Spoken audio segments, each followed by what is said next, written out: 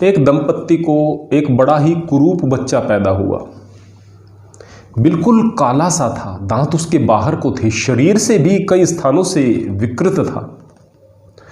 उसको देखकर वो लोग घबरा गए। घबराकर उसे गुरु दरबार में रख आए। गुरुजी ने उसको उठवा लिया, उसका पालन पोषण बड़े प्यार से किया। बच्चा कुरूप तो था, शारीरिक रूप से विकृत तो था, लेकिन उसमें बहुत सारे ऐसे गुण थे जो सभी लोगों को प्रभावित करते थे। और सबसे बड़ा गुण था उसका सेवा और समर्पण। इतने मन से सेवा की कि वो गुरुजी का प्यारा बन गया और गुरुजी ने उसका नाम उसके गुणों के अनुसार सुथरा सिंह रख दिया, अर्थात खूबसूरत व्यक्ति। जबकि वो शारीरिक रूप से बदसूरत था, लेकिन आंतरिक खूबसूरती उसकी सभी को प्रभावित करती थी।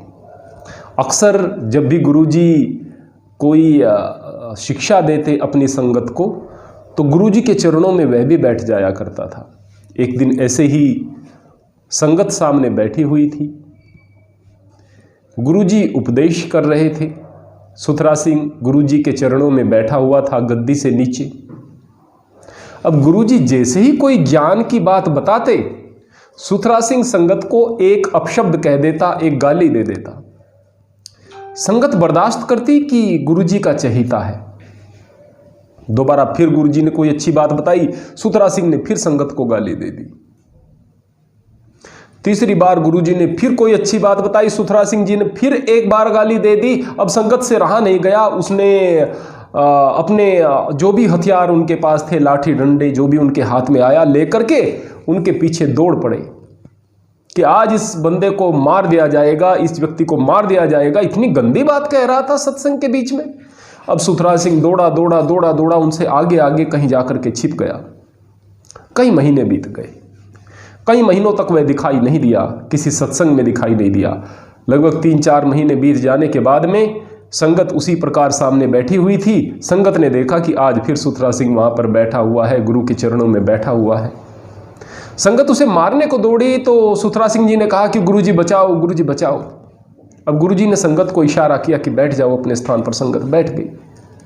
संगत ने कहा कि लेकिन गुरुजी ये कितने अपशब्द बोल रहा था, क्या इसकी बात क्षमा करने योग्य है? तो सुथरा सिंह ने कहा कि आप लोग मुझे बिल्कुल मार देना, लेकिन एक बात मुझे बताओ, आप में से किन किन लोगों के याद है कि मैंने अपशब्द कहे थे? सभी लोगों ने कहा हम सबके याद है। उस पर सुथरा सिंह जी कहते हैं कि मुझे यह भी बता दो कि उस दिन, जिस दिन मैंने आप लोगों को अपशब्द कहे, उस दिन सत्संग में कौन सा प्रकरण चल रहा था? गुरुजी क्या बात बता रहे थे? अब सत्संग की कोई बात संगत को याद नहीं थी। सुथरा सिंह जी ने कहा कि गुरुजी देखो ना, ये लोग तो मेरे शिष्य हैं, ना कि आपके। मेरी बात याद है, आपकी कोई बात याद नहीं। वास्तव में यही विडंबना है। अगर हम अपने छात्रों के विषय में बात करें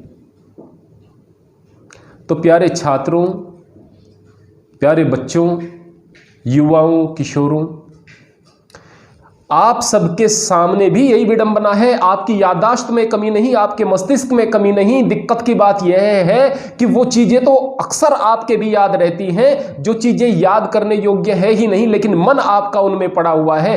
केवल उन चीजों को भूलते हो जिनमें मन नहीं है। और यही बात उन लोगों पर लागू होती है जो धार्मिक क्षेत्र में आगे बढ़ना चाहते हैं, आध्यात्मिक क्षेत्र में आगे बढ़ना चाहते हैं। ध्यान नहीं लगता, परमात्मा में ध्यान नहीं लगता, अच्छी चीज़ों में ध्यान नहीं लगता, स्वाध्याय के समय किताबों में ध्यान नहीं लगता, लेकिन गालियों में लगता है, बुरी बातों में लगता है, बुरी चीज़ों में लगता है, वहाँ पर ध्यान लग जाता है।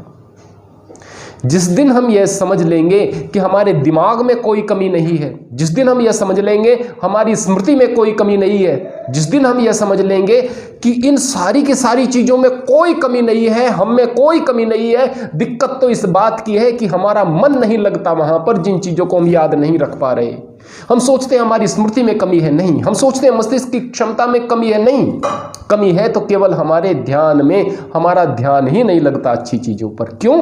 क्योंकि अच्छी चीज़ों में हमारा रस नहीं है। दिक्कत यहाँ से शुरू होती है। जिस दिन हम इस विषय पर काम करना शुरू कर देंगे कि अच्छी चीज़ों में रस आना शुरू हो जाए, वहाँ पर मन लगना शुरू हो जाए, बुरी चीज़ों से हमारा रस हट जाए, हमारा ध्यान हट जाए, हमारी इच्छा हट जाए, हमारी आसक्ति हट जाए, जिस दिन यह करने में कामयाब हो गए उस दिन हमारा मस्तिष्क प्रखर होगा। अगर आप बच्चे हैं तो अच्छे से चीज़ों को याद कर पाएंगे, पढ़ पाएंगे, और अगर आप किशोर हैं तो आप आगे की भविष्य की तैयारी इतने बेहतर तरीके से कर पाओगे कि आप प्रतिभाशाली होकर निखर कर आगे आओगे। और यदि आप साधक हैं तो आपका ध्यान परमात्मा में लगेगा, और अगर आप वृद्ध हैं तो फिर आप शांत होकर आनंद के साथ में जीवन जियोगे। हरि ओम, हरे कृष्ण।